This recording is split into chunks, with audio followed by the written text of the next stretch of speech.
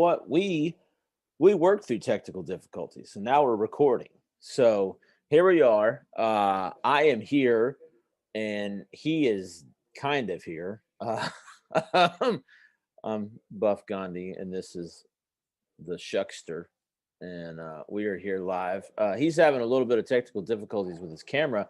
However, we have lots of important things to talk about here today. But before we get into that, let's talk about this little trip that you're about ready to take.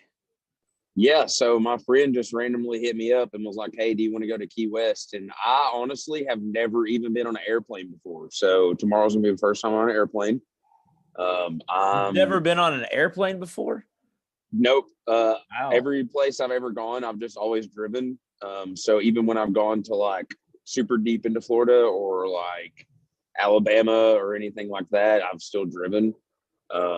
And I haven't really been out west, so I haven't really had to drive. And I always have kind of been like, if I went out to that out west, I would want to drive just because I want to experience the places I've never been. So I usually do drive just because that, because I want to like visit all 50 states. And so I normally will just drive. And so it was just such short notice. And I was like, I'm just going to fly this time. And used to also, I weighed 400 pounds. So I was like, am I going to have to fly with 2 tickets? Am I going to have to be really uncomfortable the whole time? And I can pretty easily sit in about any seat now. So I'm pretty confident that I can fly. Oh yeah, you can fly. You can fly. If Sean Smith can fly, you can fly.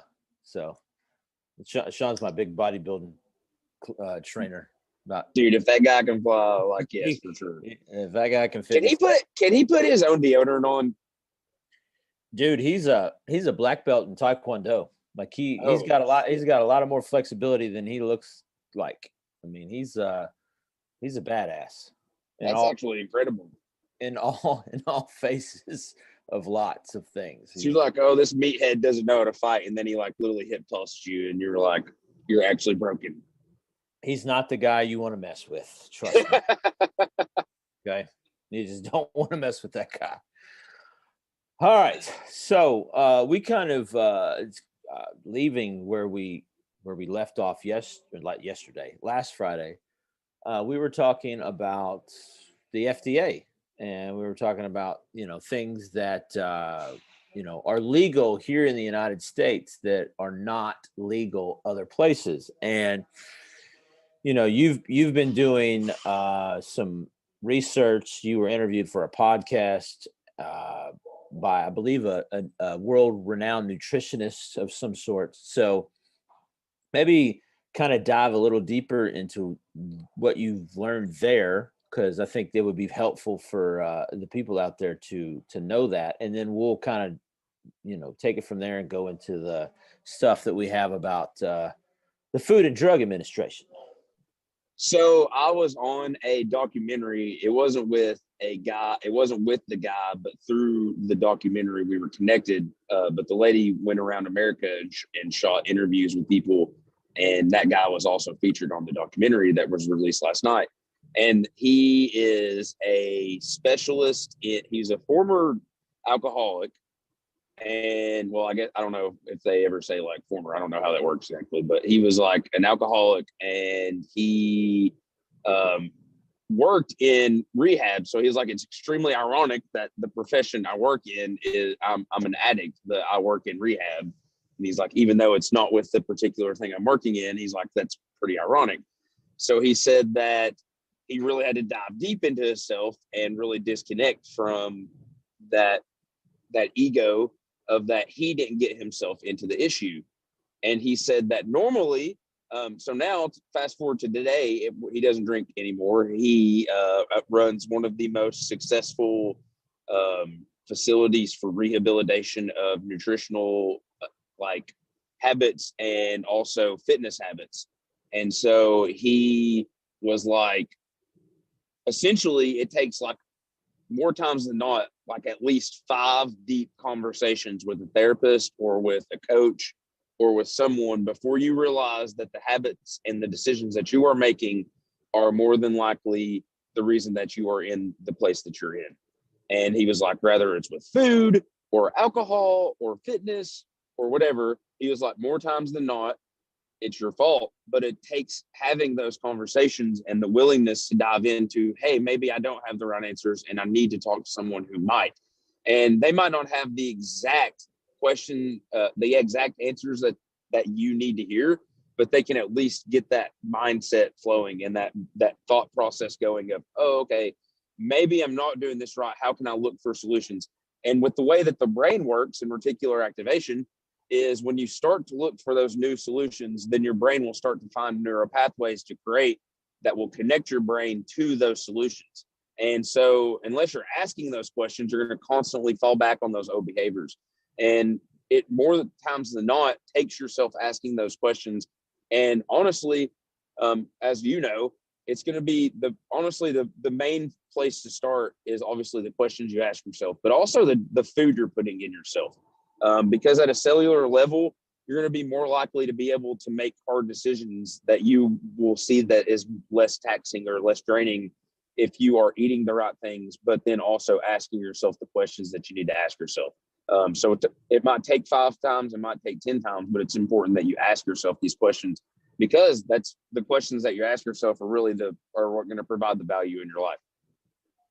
So let's start at a baseline level here, and then let's dive deeper. So, from what I understand, is it takes five of those really deep dive conversations in order to really be able to hit home as it relates to people changing their behavior. So, I am not entirely sure why we do not look at people's behavior patterns as it relates to food the same way that we would look at it as it relates to something that they're addicted to, like alcohol or drugs, because in all reality, it really is the same. Now, will alcohol, drugs have more of a immediate effect in being able to alter reality and not be able to drive a car and doing things outside the normal thing that you normally do? Of course. Okay, they're not the same thing, but the end result is detrimental to your body. So if you look at, drug and alcohol rehabilitation, how many times does it take for those individuals to really be able to hit home with the message in order to change their behavior?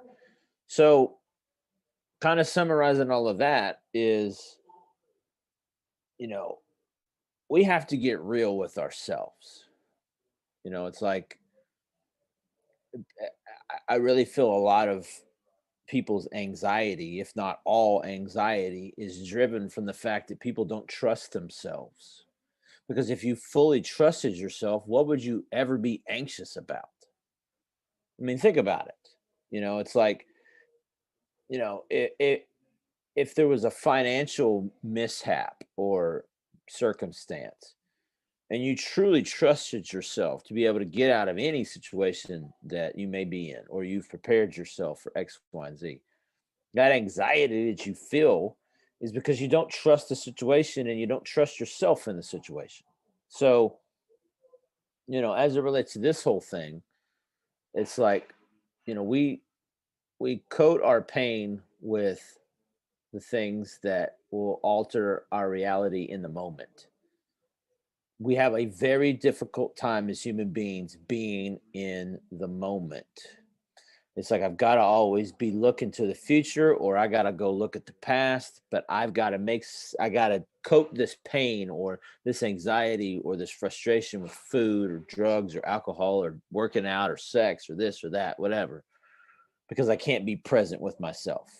Because, we live in a world that wants us to be a one way, but on a baseline level here, we want to be something else. So go be you, right? So, you know, as a coach, and you mentioned this, it's like, asking questions to fact find, to really figure out what the problem to the solution is. And as a coach, I don't have the solution. Yes, I have the knowledge to be able to teach someone something, But the problem lies within them. Also, in the same breath, the solution lies within them as well. And me being able to ask questions to elicit that response to be like, aha, okay, I get it now. Now I know what I need to do. Um, just like you. We go right back to it because I think it's a perfect example. The David Goggins scenario when you're at Steak and Shake. It's like you had the solution within you. He wasn't necessarily asking you directly a question, but in a roundabout way on the podcast as you're listening to it, it's like the scenario is presented in front of you. It matches the exact scenario that you're currently in because you're trying to coach your pain. You're trying to not be present with yourself because, one reason or another. And light bulbs go off. The solution was always within you. Nothing I do or did or anything anyone else really did for you other than just coaching, guidance, encouragement, being there to have difficult conversations with you. But it was always you. It's always within us. And I think that's the thing that people miss. It's like, well, I'm always searching for the solution. Well, the solution is within you. The beauty in coaching is getting you to realize that the solution is within you, to get you to trust yourself, to get you to love yourself, to get you to actually like being in this meat suit that you've been in for however long you've been in it. So I think that's really important. I know that we completely got off track there, but I was kind of inspired.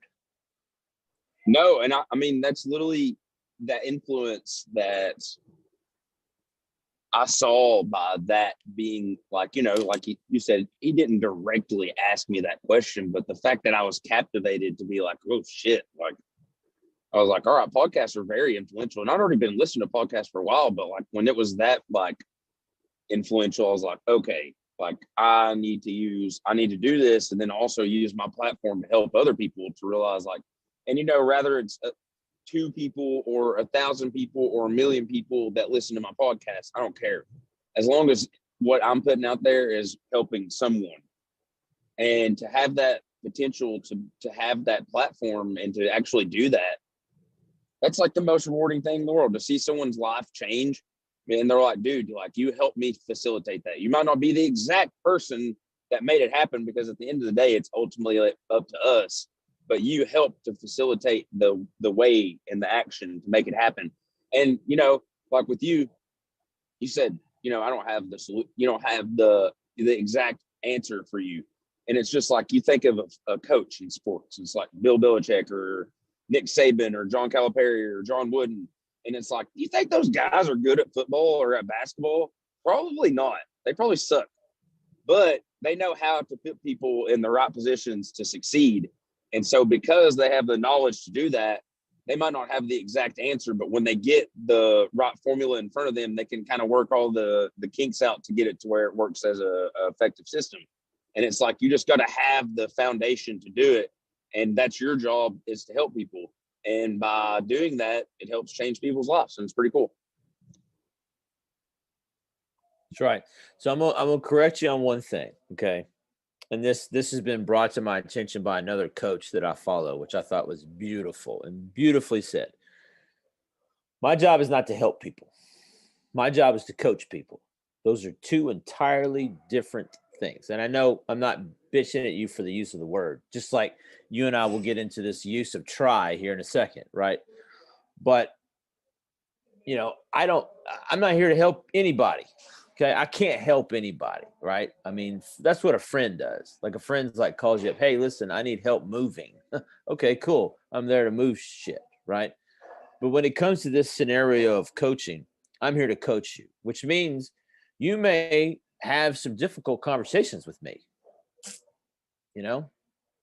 Now, I got several clients is like they come in and they're always just using these same words over and over and over again. Can't try, can't try, can't try, can't try, try, can't. It's like, listen, I'm done with this stupid shit. Like, don't bring this stuff to me. I don't want to hear it on a Zoom. I don't want to hear it on a phone call. I don't want to hear it face to face. I don't want to hear any of this stuff. Because if you're trying, you're not doing. I mean, there's a reason why it's a famous phrase in one of the most famous movies of all time, Star Wars, where Yoda says, do or do not, there is no try, right?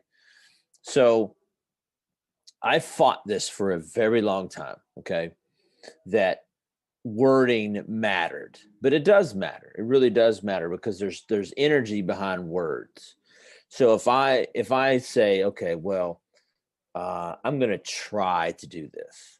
What I'm really saying is, I don't really want to do that. Kind of forcing myself to do it, right?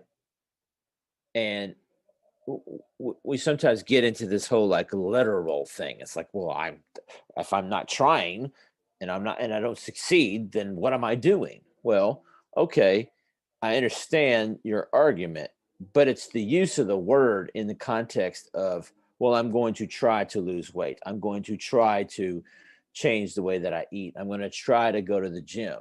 No, you either do it or you don't. Because when you use the word, you give your brain the out. Because you can always say, hey, I tried. Yeah, okay, that's great. You know, greatness doesn't try, greatness does. And if you're not here to be a better version of yourself and greatness in your own essence, then what are you doing? You're just wasting your time, spinning your wheels. And it's like, I don't want to be associated with you because that energy is going to rub off on me. And I don't want that. So, it's like these use of these words. And there's another coach that I follow, and she said it great. Like she used like these different words. It's like try and, these other words that just give people an out. It's like, well, I can always say I tried. Come on with that bullshit. Like either you're It's a going to do it security. or you're not. It's a security blanket Right. for laziness. Yes. And we're not saying, listen, him and I have both, before we got on here, used the word try. Okay. But we corrected ourselves, but we use it. It's social conditioning, people. We're all social conditioned, and we're either trying to work your way out of it and realize that you don't want to be conditioned any longer and you're going to thus be authentically yourself, or you're going to stay in the social conditioning. And use of these words in the vernacular is, I have to catch myself sometimes to say, well, I tried. Bullshit, I think Josh. it's more of the Like, intention. seriously. I won't disagree that words Right. aren't important, but it's the intention behind that word. It's like, what does your try really mean? And it's like, if your try really means that you're going to really try, then that's awesome. Then try. But if your try really means like, I'm probably not going to do this, but I'm going to tell you that. So I'm going to tell myself that so I can feel good because I maybe tried. But if you're trying is like, hey, Right. I'm flying in from this place and like time constraints might restrict that I can be there. I'll try to make it. That's a little bit different than like being like, well, I can try this diet. It's like, are you really trying that diet? Did circumstance really dictate that you were unable to do that? Or did you make the dictation that, or I don't know if that's actually a word, but if you dictated that it's capable of trying, like, I don't know, it's just what your intention is at the end of the day. And that's with anything. I think that's like, if you're being a hateful person, like the middle finger is like, it could be the most powerful and loving word in the world for you, but for someone else, it might mean like F you. And it's like, okay, like this dude at my church used to always throw his pinky up instead of throwing his middle finger up. And I'll be like, dude, that's the same thing. It's the intention. It's not the word to me. Because it's like that person might speak Japanese and it's like the word is not the exact same, but the intention is the exact same. And that's what I fall back on is if someone's heinous and ugly, then they're probably gonna, even if they find a way to sugarcoat the word, their intentions are probably heinous and ugly. But if someone like misspeaks or like says something wrong or does something bad and they're not, their true intentions normally, and you're like, all right, this person's probably not being a bad person. They just kind of fudged up. But the intention is always what I fall back on is, did they really try or were they really just being an asshole? So. Right. Yeah, I agree. Intentions matter, right? it's just, I get in these arguments with people about over this stupid word. It's like, well, I'm going to try. Either do it or don't. There's no in between, right? And at the end of the day, guess what, guys? The result is irrelevant. The result is irrelevant. And I think it's just like, when I say this to people, it's like do or don't. It's like, oh God, okay, now there's an expectation on me. It's like, oh, I've got to have this result. No, you don't have to. I mean, it'd be great to have a result. It'd be great to win the Super Bowl every year, but does everyone go in thinking they're going to win the Super Bowl every single year? No, no one has that expectation. It's like we become addicted to this outcome. Tom Brady does. Right? What'd you say? Tom Brady has that expectation. Okay. Obviously, there's a select He's an few outlier. people. I'm sorry. Right. Yeah. And Dude, you know what? I mean, he's won 7 of them. Honestly, the other day I was about to be like, who's the number 1 quarterback that I would pick to be in my franchise? And I was like, how do we keep skipping out on Tom Brady on this? The dude keeps winning Super Bowls. Like, how do we keep saying, like, all right, Pat Mahomes is the future? And I'm like, but really, it's still Tom Brady. Like, until he proves otherwise. It's because of his age, because you have the expectation at some point the skills are going to deteriorate so much. But same thing with LeBron. I mean, at 36 years old, he's still a freakish athlete. So it's like, I think he's going until he's like 45. I could totally see him doing that. I don't know. I mean, it depends upon if he ever has an injury that, yeah, he hasn't. Really he's been lucky. He's been really lucky. Well, and this is about part luck, of taking right? care of your body. It's part of taking care of your body. If you take care of your body, it will take care of you. And LeBron James is taking care of his body. Same thing Michael Jordan did. I mean, Michael Jordan didn't miss hardly any basketball games. I mean, he had a major injury like his second year in the league. Well, he probably ate like shit still. He probably did. But he's probably like, I'm a college kid. What do they know? What do they know about nutrition then? So, but he was one of the only basketball players that was like super lifting weights. Yep, he was. He would lift before games. I mean, if you saw the documentary on the Bulls, the 98 Bulls team, I mean, you saw exactly what they were doing. Now, has that stuff changed 22 years later, 23 years later? Of course. But it's like way more explosive, like elastic movements that they're trying to promote, I feel like now. Yeah. And that's also some of the reason why there's more Achilles tendon ruptures and knee problems as well. Hey, it's on the buff up. But you know what LeBron's not eating is those shitty ingredients that the FDA approves. Those shitty ingredients. Tell us about them, JB. All right, so listen, I'm trying not to get this video pulled, okay? And I'm trying not to have the fact checkers come out on me, because you know what I feel about fact checkers? Without me showing my hands, you know exactly what I feel about fact checkers. Go fact check this. That little pinky that guy at my church would throw up. Okay. So, I said it. I mean it. I think the Food and Drug Administration is one of the most corrupt organizations on the planet. But we in the United States of America, I don't, I'm not here to just put out conspiracy theories, just here to state facts. But, there are ingredients that the FDA allows in the United States of America that are banned everywhere else on this planet. Right.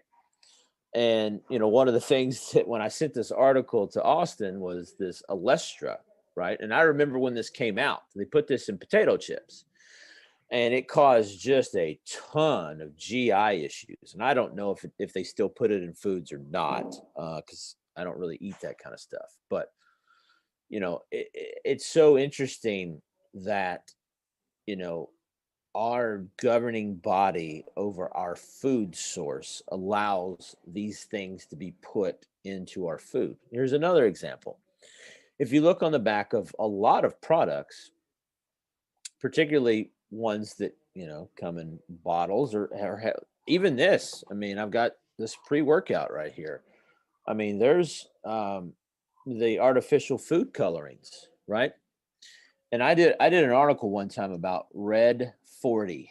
So if you look on the back of the ingredients, sometimes you'll see and it's usually things that actually have the color red. Like, if this were some kind of, it's not red, but if it were, um, red 40 is shown, and I've seen this with my own eyes, okay, is shown to cause hyperactivity in individuals. So Wyatt, who's 10 years old now, okay, you can't give this kid red 40, and he knows it, and he stays away from it because he's smart. But when you give it to him, he's so sensitive to it, he becomes really hyperactive, and he's so self-aware about it. But it's like, if this has an effect on one individual that I can see, right? I mean, how many other individuals does this have an effect on? And you start looking at all the ADHD in the United States of America, all the uh, hyper anxiety, depression, etc. Again, I'm not providing you any proof. I'm not here to quote any research studies. I'm not here to be, drilled by somebody that is an FDA fan. But you have to ask the questions of, is this because there's these ingredients that are banned everywhere else that we, as the public of the United States of America, ingest? Because they're in your potato chips, they're in your, I mean, you saw, and I think it came out maybe last year, Subway sandwiches has this ingredient. It's abbreviated ADA. I can't pronounce the exact name of it because I'm a redneck from Kentucky, but it's the same ingredient that's in yoga mats. So in their bread, Yeah, I was like, what, when I saw that? right, they have an ingredient in there that is the same ingredient that's in yoga mats. And I'm pretty sure, listen, I got mats out here that you don't want to eat those. Okay. So it just, like, the intertwining of the FDA and the pharmaceutical industry is like a parallel, right?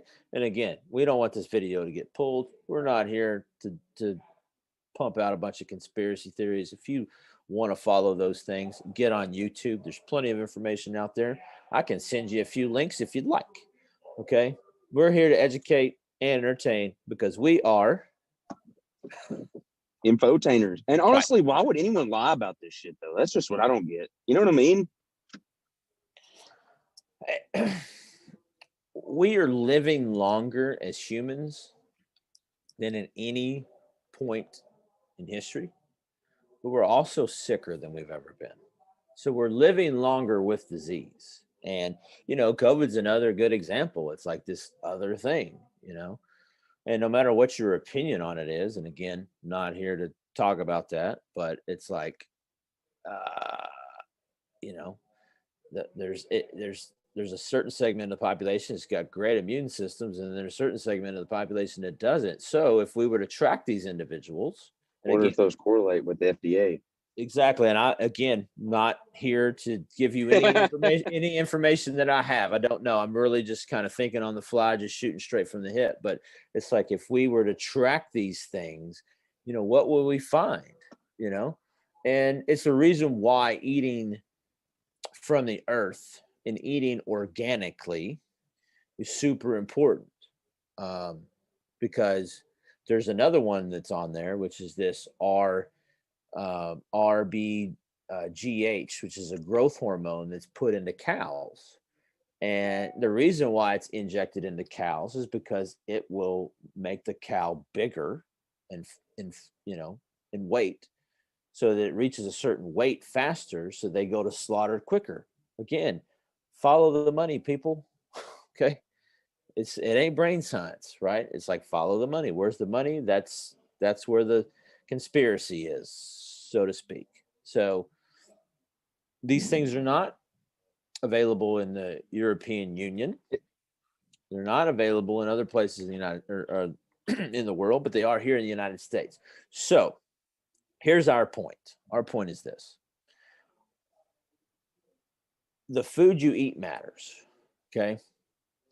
Now, here's where we get fatigue, right? We get fatigued because we've got gluten free, we've got fat free, we've got sugar free, we got carb free, we got keto, we got this, we got that, we got this, we got that, right? This guy over here is telling us this, that guy over there is telling us this. It becomes fatigue, right?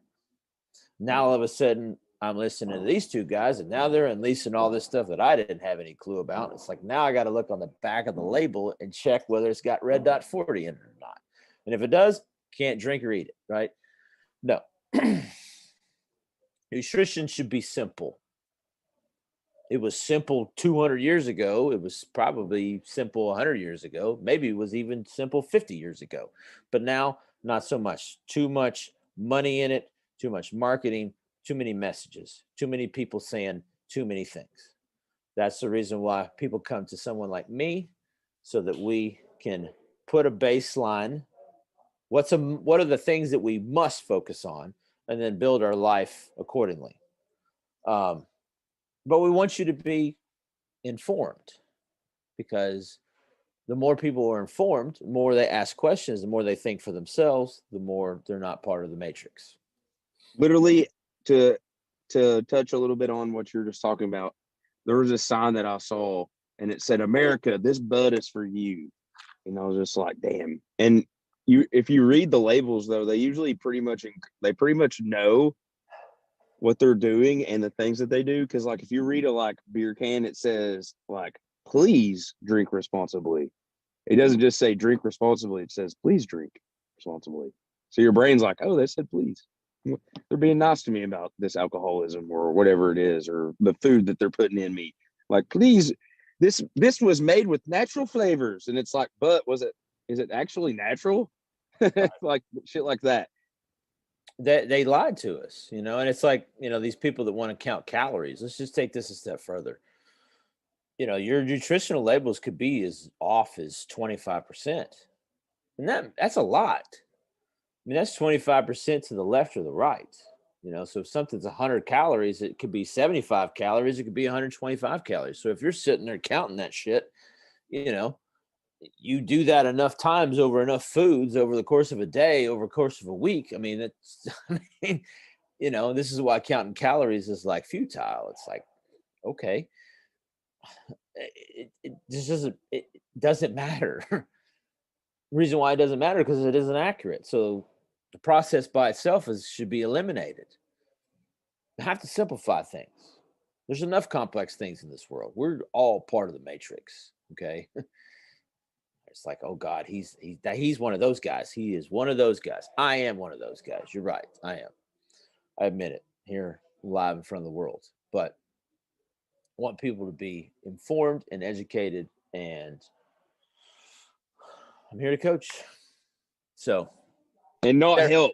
He's not here to help you all. God, I'm not here to be for help. I'm not here to be your friend either. Okay, because friends help you move. Though I have helped a few people move in my lifetime, but that's another story for another day. All right. So we have reached the end of this this tirade. Don't eat potato chips because it will literally. What was the name of it? Ostra or something? Olestra. It was named one of the worst, literally, inventions of all time. So do not eat that. Like top 50 on time. Even the Time magazine is being like, don't eat this. Oh God, Time magazine. Whoo. No, I'm saying like when the puppet masters are even saying don't eat this, like it's kind of weird. You know what I mean? They're great at picking Time magazine person of the year. That's what I'm saying. Like normally, like it's a pretty different agenda than, hey, don't eat this ingredient. It's usually like, hey, please eat this ingredient so you can be our slave forever. Time, the best person in the world, Time. Because they told you to eat. Because they followed our agenda as why they were the best people of the year. That's what it should be called. You know what?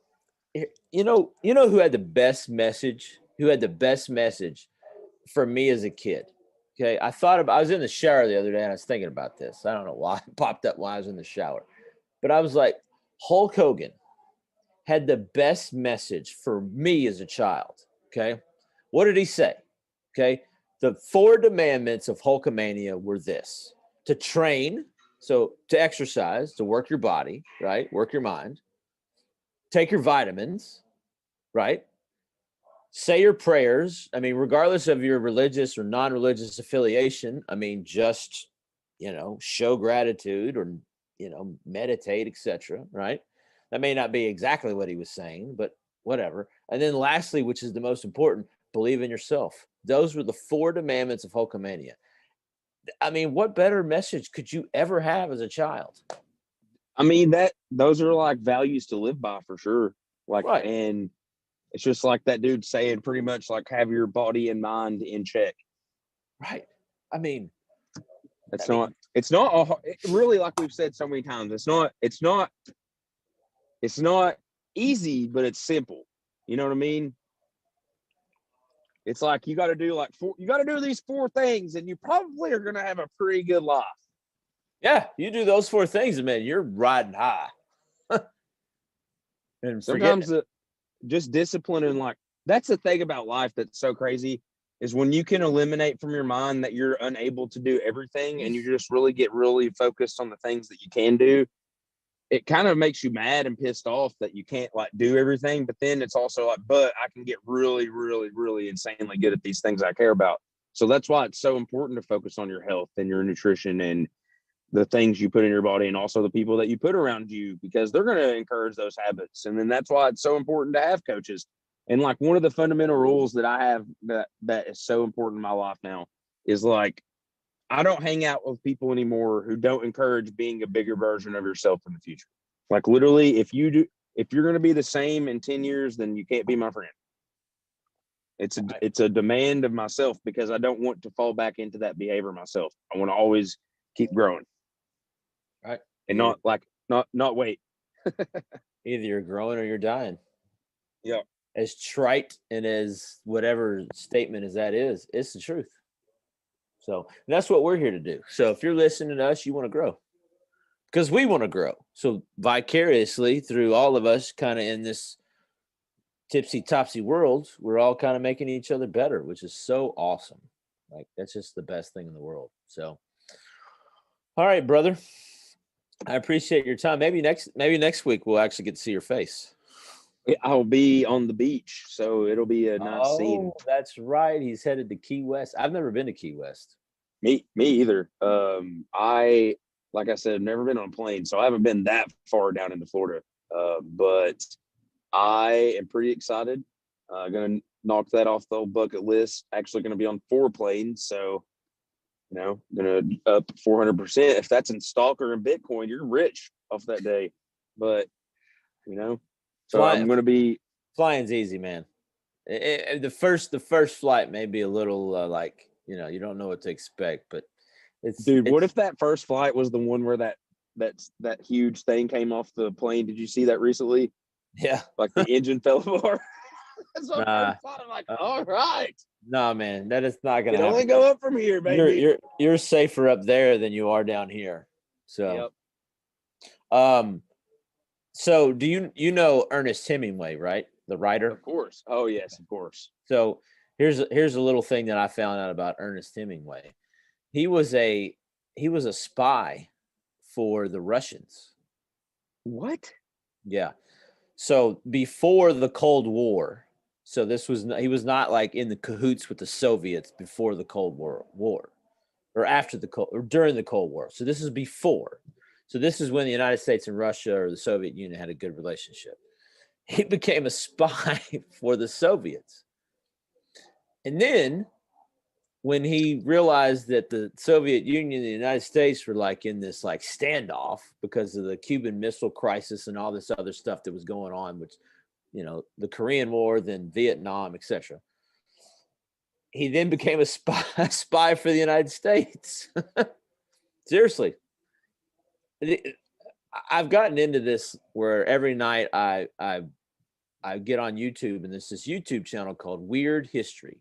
And they do all these histories about these things that you just never learned and you never knew about. And it's like, I'm so enthralled with this because it's just, I'm intellectually curious. So that's just a little tidbit about Ernest Hemingway. That is super interesting because Right. he is a super interesting dude anyway.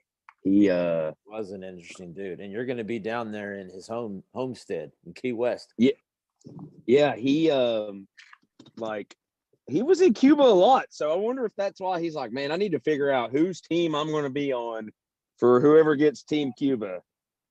Because he's like, I love them Cuban cocktails down there. So I need to make sure that I'm forever on Team Cuba.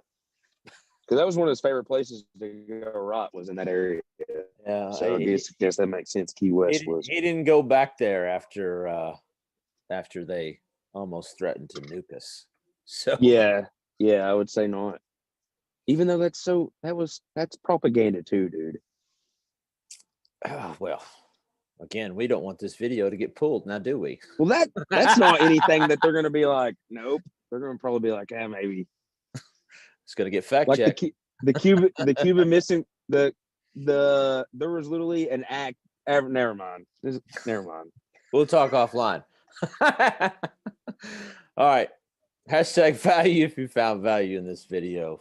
We went about 50 minutes today. So hope everybody has a great day.